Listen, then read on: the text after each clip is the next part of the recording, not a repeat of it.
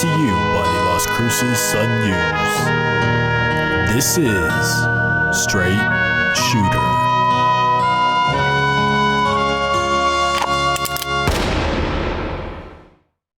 What is going on, everybody? This is Justin Martinez, aka Jade, a sports dude. And if you are listening right now, let me just say thank you for tuning in to Straight Shooter, the podcast where I shoot from the hip and give you everything that you need to know about the New Mexico State men's basketball team. This is episode 4 of our season-long journey. So if you're a returning listener, then welcome back. I missed you. And if you're new to the program, well, then welcome to the family. Where have you been all my life? Guys, we have a lot to talk about today, so sit back and relax because I got you. I'm coming to you from a place I like to call the saloon. So bartender, what do we have on tap for today? On tap today is an update on New Mexico State's quarantine, the Aggies' plan to return to play, and a look at the WAC so far. Alrighty, thank you, bartender. It's time for segment number 1, which is an update on New Mexico State's quarantine. The Aggies announced on December 5th that a player tested positive for COVID-19, and they paused all basketball activities as a result. The team went into quarantine mode after that, where it tested 6 times throughout the next 10 days, and it was announced on Monday that another person tested positive within the group. Now, during all of this, New Mexico State had to cancel games against Santa Clara, Cal Poly, and Arizona, but the Aggies finally got some good news on Wednesday. The team returned to the court at Arizona Grant Resort and Spa for its first practice in 12 days. That's right, basketball is back for New Mexico State. It took a little bit longer than expected. The Aggies were hoping to practice on Tuesday, except they didn't get their test results from the weekend in time, and that's why they had to wait until Wednesday afternoon. But they finally got that back and got back to it. So that's one hurdle that's been cleared, but there's still a few more obstacles in the way for New Mexico State, which leads us into segment number 2. So that means it's time for segment number 2, which is an update on New Mexico State's return to play. The Aggies don't have any non-conference games on their schedule at the moment, leaving their WAC opener against Dixie State on January 8th as their soonest matchup. So who are some possible teams for New Mexico State to face off against before that? Well, the most obvious choices are UTEP and UNM. The Aggies normally play 2 games against each of their rivals per season, and the question I keep getting from everybody is, will that happen this year? Well, it's in the works, but it's constantly changing. New Mexico State AD Mario Mocha said in early November the dates for both matchups were already on the books, but that changed with New Mexico's relocation and UTEP's pause on basketball activities due to a positive test. One thing that hasn't changed, though, is New Mexico State's desire to play against its rivals. Whether it's Mario or head coach Chris Jans, the Aggies have been adamant that scheduling games against UTEP and UNM is the top priority for non-conference play. Jans was asked about the rivalry contest in his weekly press conference this past Monday, and this is what he had to say about it. Bartender, change the channel real quick. You got it, boss.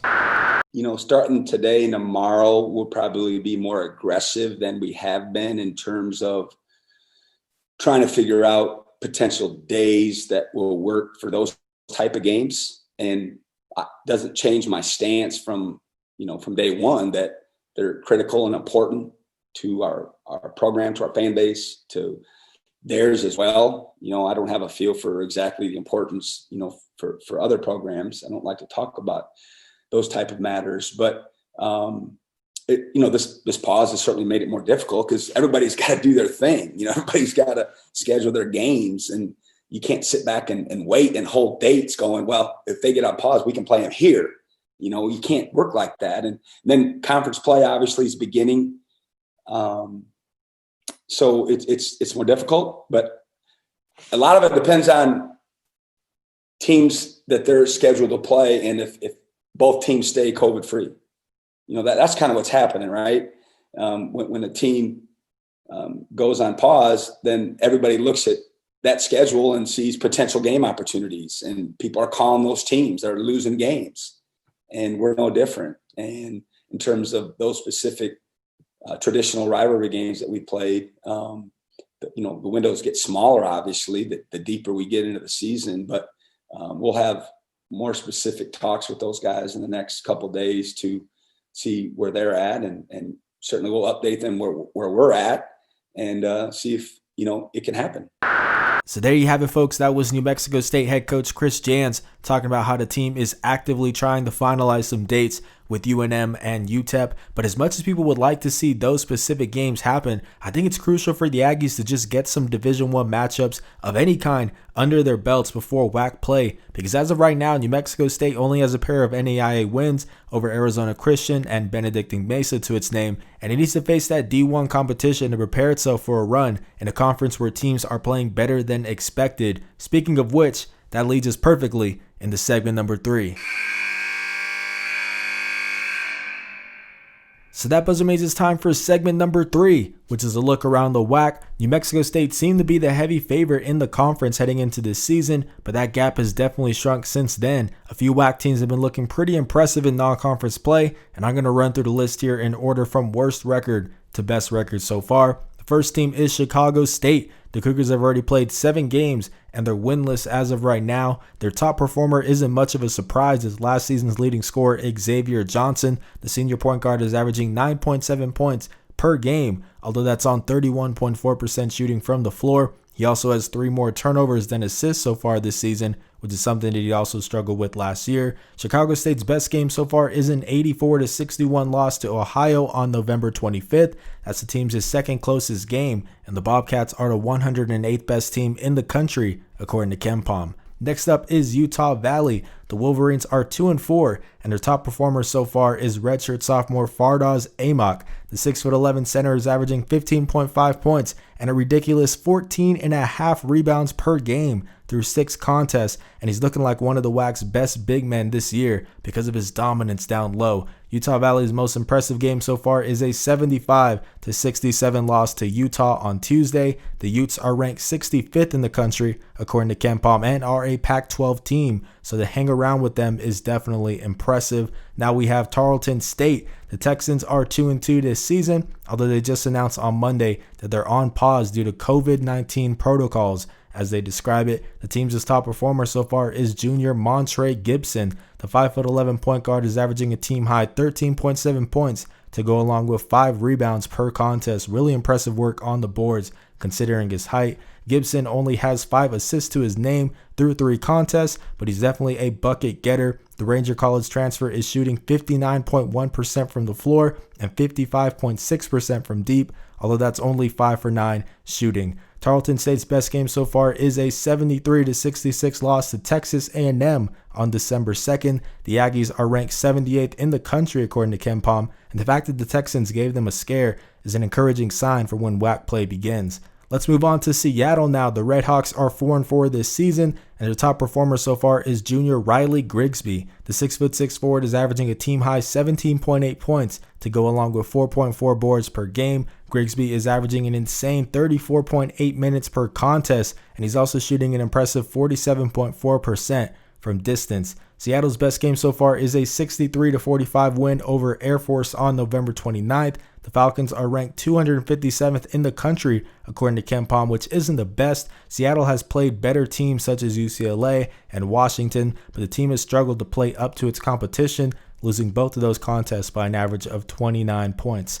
Next up is Cal Baptist. The Lancers are 3-2 this season, and their top performer so far is sophomore Reed Nottage. The 6'6" guard is averaging a team-high 17.2 points to go along with 6.4 rebounds per game, and he's shooting 40% from behind the arc. Cal Baptist's best game so far is a 95-87 overtime loss to USC on November 25th. The Trojans are ranked 39th in the country according to KenPom, and the Lancers were only a shot or 2 away from pulling off the upset. After that, we have UTRGV. The Vaqueros are 5-2 this season, and their top performer so far is sophomore Quinnen Johnson II.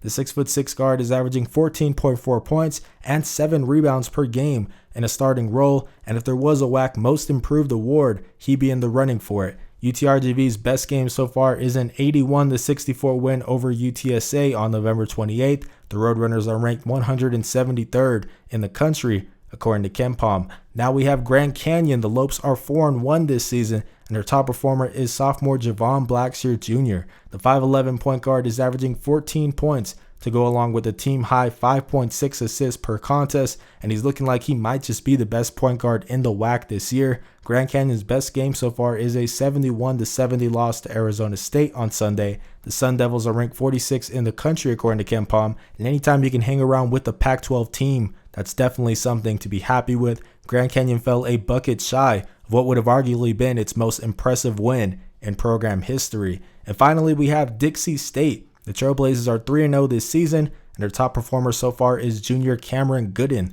The 5'11" point guard is averaging a team-high 13 points to go along with 4 assists per contest, although he's shooting 37.9% from the floor. Gooden spent last season at Kilgore College, an NJCAA school, and he's rising up the point guard ranks in the WAC pretty quickly. Dixie State's best game so far is a 74-73 win over North Dakota on December 2nd. The Fighting Hawks are ranked 245th in the country according to KenPom, which isn't eye-catching, but every Division I win is big for a Dixie State program making the move to D1 basketball this year. So that's a look around the WAC so far, and it seems like once conference play does begin, we're going to be in for some pretty stiff competition. Alrighty guys, so that was supposed to be all we had on tap for today, but we do have some bonus content. That's right folks, finals for the fall 2020 semester are now over at New Mexico State, which means that South Florida transfer Mayan has completed 2 full semesters of residency and is therefore eligible to suit up for the Aggies. The 6'9" redshirt junior didn't play for the Bulls last season due to personal reasons, but he did average 4.7 points and 2.7 rebounds per game 2 seasons ago. Now Kerr is a strong rim protector, and he has some solid footwork on the block as well. He's also New Mexico State's best true center on the team right now. Johnny McCants is currently running at the 5, but he's better suited for the 4 spot, and William McNair is still very much a project in my opinion. So with Jabari Rice sidelined for another 4 to 6 weeks with a foot injury, I do expect Kerr to slide into the team's starting lineup. By my projection, it would be Evan Gilliard II, Clayton Henry, Donnie Tillman, Johnny McCants, and Mayan Kerr holding down the 5 spot. But New Mexico State has another player still waiting to gain eligibility, and that's Oklahoma State transfer Marcus Watson. Now reported in late November that the redshirt freshman's initial waiver request and his appeal to become immediately eligible were both denied by the NCAA, meaning he'd have to sit out until February 1st of 2021. That's when he'd reach that full year of residency, similar to what Mayan Kerr had to do. Now there was hope that Watson could still get on the court before that time, especially with Wednesday's news. The NCAA's Division I Council voted to approve a proposal that makes all transfers immediately eligible for the 2020-2021 season. However, I confirmed with the team today, I'm talking about Thursday here, that Watson is still ineligible until February 1st. Now the team still hasn't told me which part of the criteria Watson did not meet, but we can go over the requirements right now. The first one is that the blanket waiver only applies to student athletes who are sitting out for the first time from a 4-year university, and this is the case for Watson. He came over from Oklahoma State to New Mexico State, and with him being a freshman, this was his first time making a move. The second requirement is that the student athlete must be enrolled full-time in the fall semester of 2020. Again,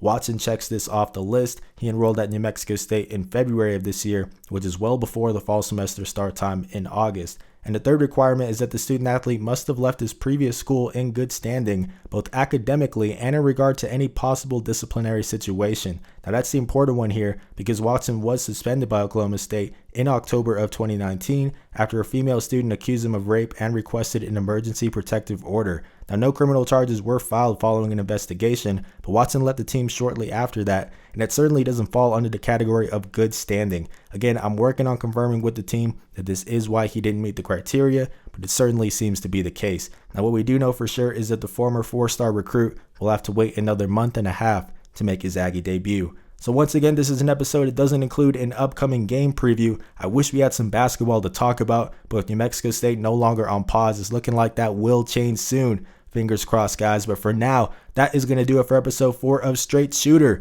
Thank you so much for listening. If you enjoyed this episode, please leave a like, share it with the rest of Aggie Nation, and consider subscribing or following, depending on whatever platform you're listening to this on. If you guys want to stay up to date with all things Aggie Hoops, make sure to follow me on Twitter at JTheSportsDude and subscribe to the Las Cruces Sun News. This has been Justin Martinez, aka JTheSportsDude, and I'll see you guys next Wednesday. I'm out.